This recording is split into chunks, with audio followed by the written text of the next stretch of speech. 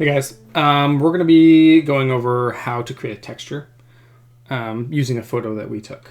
So a photo of a wall, or I mean pretty much anything that's a flat texture, we can create a usable texture asset for 3D modeling out of that. For this specific tutorial, we're going to talk about wood. So we're looking for wood material. Places you can get wood materials to use as a texture would be floors, fences, walls. This could be interior or exterior, even furniture. Pretty much anything that's made of wood. You can take a picture of it with your phone or camera, or even your computer or laptop if you hold it up to it, and you can capture a texture from that. And we're gonna use an app called, I call it an app, not a program. It's called Photopea. And it's photopea.com. It's basically Photoshop, just in your browser. And it works almost exactly like Photoshop. And it's great. So we're gonna find my image here. And I'm using the image of wood from a counter that I took a picture of. And as you can see here, here's some different textures I took around my house and outside when I walked around the neighborhood. And I could basically turn any of these into a completely tileable texture. Now, a tileable texture means that texture, when it borders itself, you don't see any lines or transition. And essentially that means you can take that texture, repeat it an infinite number of times in any direction, and it just looks like more texture. It's just an infinite texture. And what happens is you have this small square of a texture, and since it repeats, you save a lot on memory and storage space when you're working on large files within 3D design. So I'm going to use the wood countertop from my laundry room. And so a lot of these textures you can see, I actually took them very straight on, and it's a lot easier to take a straight on picture of a texture and manipulate that into what we want. But I'm going to do this the hard way. I'm going to use a picture that I didn't take straight on, which is a possibility for each of us. That might have been the way that we do that. Now, I'm trying to bring this into Photopea, and I can't because it's a HEIC file. So that's a Photoshop like raw image file. So I'm just going to say HEIC to JPEG on Google, and it's going to let me convert. And to do that, we're just going to drop this in there, and it's going to take a long time. Not because it takes a long time, it's going to take a long time because they want you to click on their ads on their website, which makes sense. That's the trade-off. They do this thing for me, and I get a JPEG that I can bring into Photopea. Now, I could just open this in Photoshop and do it in Photoshop, but everyone has access to Photopea, so I'm going to do it this way, and I'm going to figure out how to do it this way, and that way we can all do it. And then I could do it too if I didn't have access to Photoshop at some point, which is great. Okay, so now it's saved onto my hard drive. I'm going to go back to Photopea, and I'm going to bring that image in. And can I drag it? Yes, I can. Okay, so here's my image. Now, since mine isn't straight to begin with, I'm going to make it straight. And I'm going to do that by selecting part of it, and we're going to skew it. And we're going to do, let's see, distort. And distort is what we want. Now distort, yeah. So distort is going to let me pick the edges of it. If I hold shift, no, that just lets me rotate. Okay, so I have to go back and do that. It's a little bit different than actual Photoshop. So I'm just going to pull these sides. See how it kind of converges, those lines in there? They converge. I want those to be perfectly straight, just like our texture. I don't know why it's asking me to transform perspective. Okay, so maybe I can only do one side. No, now it's doing it. Interesting. Okay, and I'm going to pull that until both sides are straight. And There we go. Now, what we're going to want to do is, it doesn't have to be square. As long as it's rectangular, that's fine. But there are certain parts you might not want. Do you see how it's very light down here at the bottom? That's going to clash when it comes into contact with this top part. So what I want to do is I'm going to get rid of some of that. So I'm just going to do this top part here, like this. And I should go to image crop. There we go. So I'm just using the selection tool here to grab that. I'm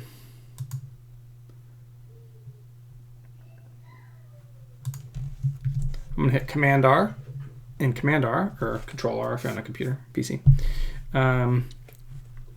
will show the dimensions on the edges here.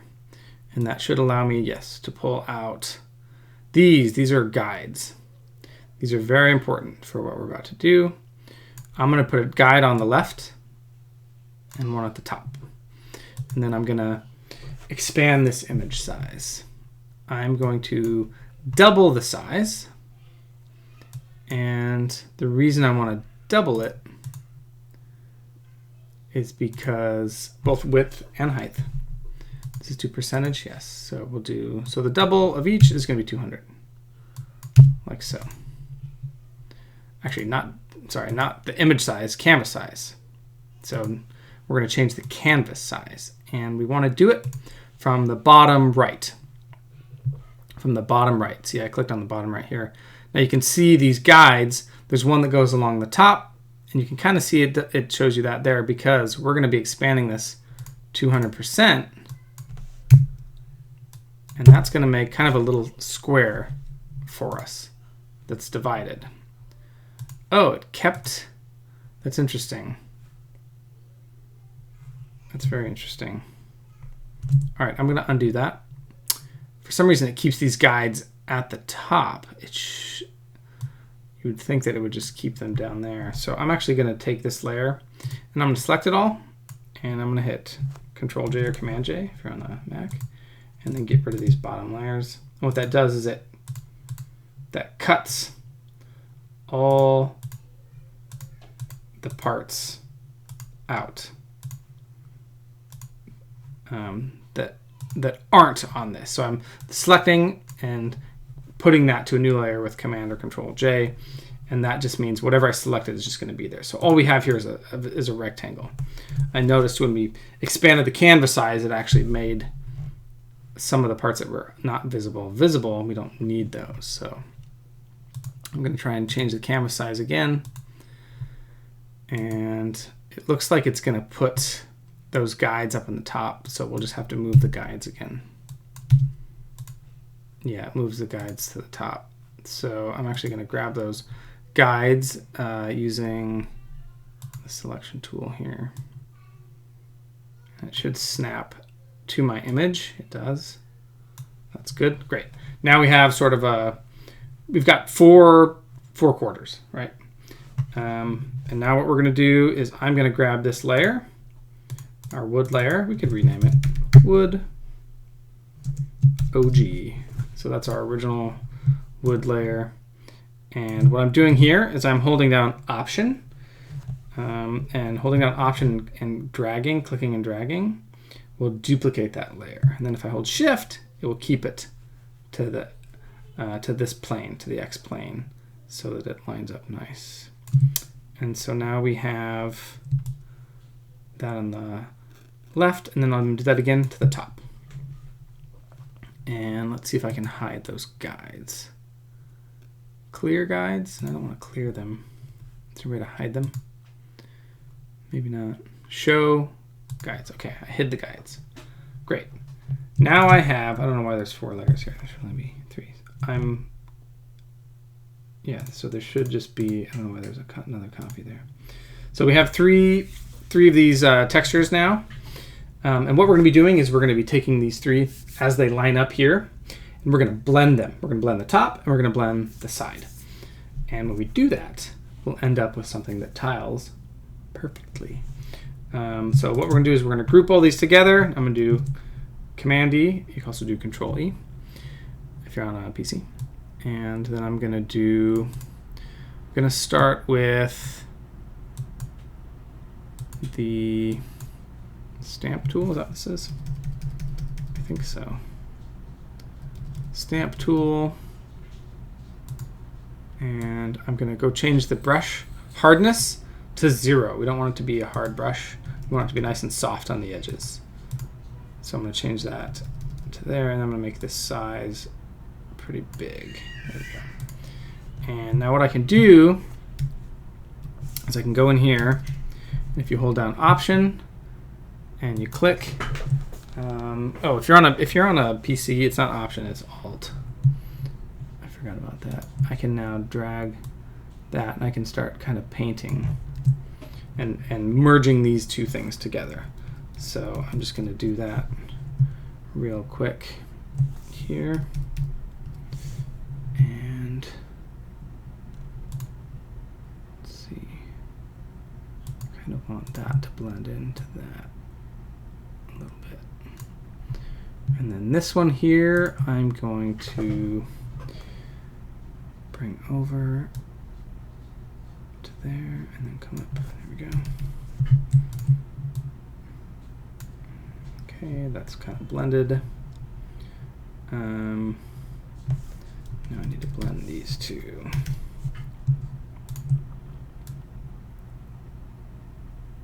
I'm just going to do a quick blend just across the board just to see what we get. Now we see some really light areas and really dark areas. And so what I'm going to do for that is I'm going to dodge and burn. And what dodge and burn does is it makes it light or dark. And I'm going to reduce my hardness again and set my exposure to 30%.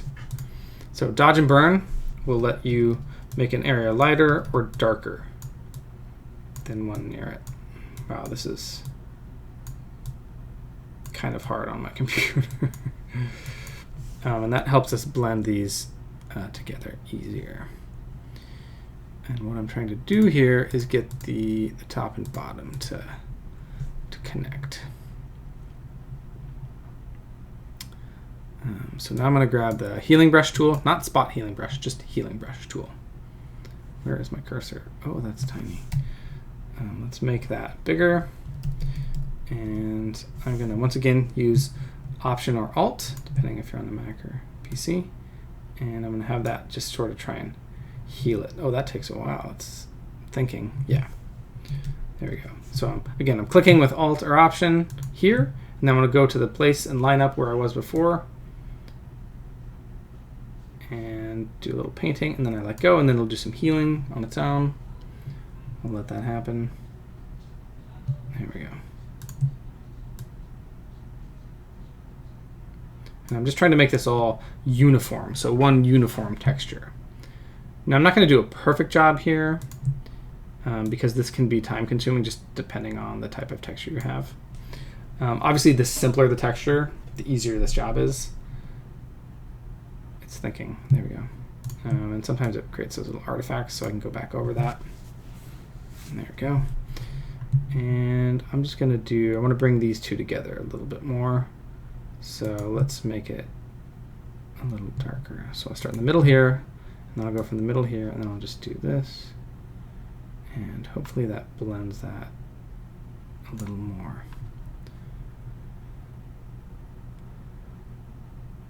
It's thinking. Is it done? No, it's still thinking. See, there's my cursor. It's sort of stuck there. I did a big paint there, so it's doing a lot of thinking. Wow, and this computer is an iMac, so if this is having trouble, we may be waiting a while this guy thinks. All right. Speaking of waiting a while, and especially waiting for computers to think, a lot of times when you're doing stuff like this, and it's hard for something to like process, it's a pretty good chance that it's wanting to crash. So saving your work is going to be a good idea. And so this is actually, it's It says PSD, so that's a Photoshop document file type. So that means we can probably save it as a PSD. I'm going to do that right now. So no, save page as. No, don't save from the browser. Save from the actual app in browser. Save as PSD. And I'm going to go save this. Okay, so that's on. It saved it to my desktop. So whatever computer you're on, it should save it somewhere. That's pretty good. I think those blend fairly well. I think it's going to tile efficiently, and if we're using it on something small like a picture frame or something, you're probably not going to notice. If I were creating like a really nice table 3D model, I would spend more time making sure all the textures line up, making sure all the colors fade together, all the lights and brights fade together, so that you can't, so the brain can't pick up on that tiling aspect. And that's what we're looking for. Is we're looking for it to be visible and not understood as a tiled image, right? Because our brains, they do that. We have pattern recognition. We see things. We're like, okay, that's fake. There's we're trying to avoid that look. So now let's go back and let's turn on. I didn't just take an M&M break. What are you talking about? Does it seem like the video stopped and started again? No. You have no evidence that I took an M&M break. Can't prove anything. Sorry, where was I? Oh, right. We were going to turn on guides again. So let's do that. I'm sorry for meaning these. So we're going to go View, Show, Guides. And there's our guides that we put in earlier. And now here's where the magic happens. So we essentially blended these 3 tiles together. And what we've done is we've made it so the top of this tile matches the bottom of this tile. And the bottom of this tile here used to be looking like this, right? But now it looks like this. And it blends perfectly. So, using logic, if we take the bottom of this tile here and we move it down to there, then those two will line up every time they touch, infinitely. Same goes for the side. We manipulated these two together, so if we take this side and we put that side back over here, they should line up. So let's do that right now. So I'm gonna select top of this, like that, and I'm gonna do Control or Command J again, and that's gonna give me a layer with that on it. So now I can move that layer down to here until it snaps. And let's do the side over here. Now make sure you select enough pixels that you are grabbing what you changed. And I think I did that. I might not have done that for the top. I'm going to do the top again. So I'll delete that top layer. So I'll grab our original layer here, and I'm going to grab a little bit more. There we go. Command or Control J. Selection tool, and I can bring that down to the bottom. Now, these two kind of overlap a little. So down here in the bottom right, you can see how they overlap. So I'm going to grab the eraser tool, which is hidden somewhere.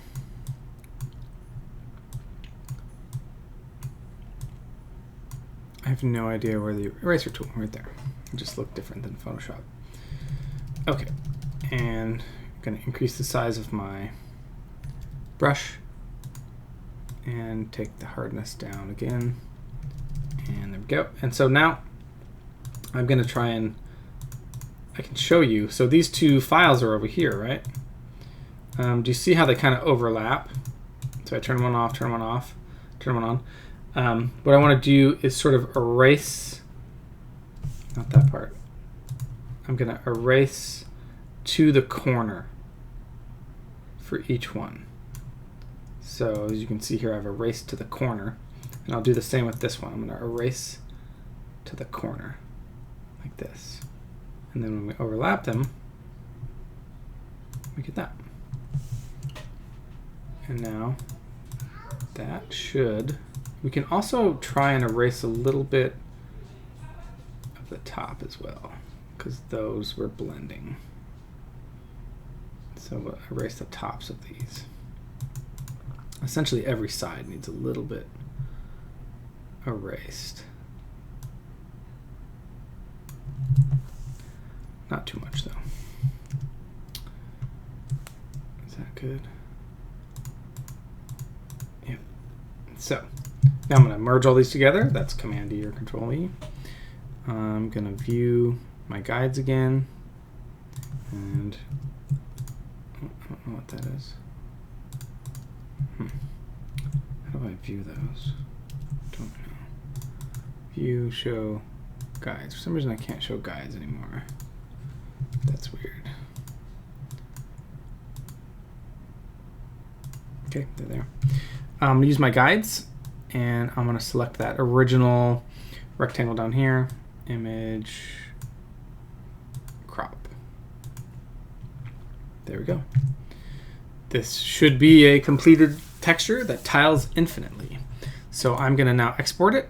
So I'm gonna export as, let's do PNG. Oh, that's a huge file. You know what? It doesn't need to be that big, so let's change the size. And we're gonna make, let's go to pixels, and we're going to say 800. 800 pixels wide. That should be fine. Again, we're using these for web 3D model textures, so we want to be as low res as possible. And we're going to export a JPEG. And quality, you know what? You could do like 60 to 70%. You don't need more than 70%. Maybe 65. 65 is good. And then I'll hit save. And now that's on my desktop. Now I'm going to rename that file, and I'm going to turn that in as my perfectly tileable texture. And we can actually check to see how well it texturized by doing this. I'm going to change my canvas size again, like we did before.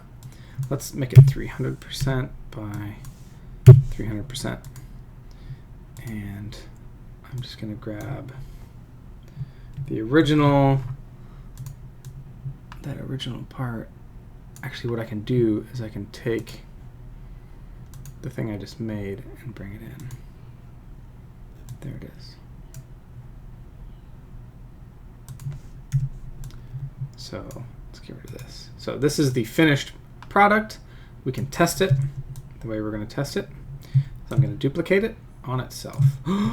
It tiles, and then let's duplicate both of those this direction.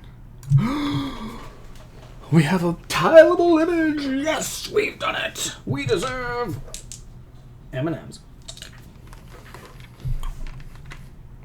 Well, I apologize if you don't have M&Ms right now. That was probably rude of me. Now there are parts of this texture. I'm going to talk with M&Ms in my mouth. I'm sorry. There are parts of this texture that could be a lot better. That's just a time thing. The more time you spend with it, or even the easier the texture is to work with, you get less tiling. Now, you can see these big dark parts here. These are going to show up when you look at it as though it were tiled. So that might be something you might want to eliminate in that original file. But other than that, we're done. You can now use that texture in SketchUp, upload it, use it in a picture frame design that you build in there or something, or a floor, or anything. Now, you can also apply this method to almost any object or surface that you see in the real world. You can capture it, tile it, and use it as a digital 3D asset. And you could recreate almost anything. All right, guys. Bye.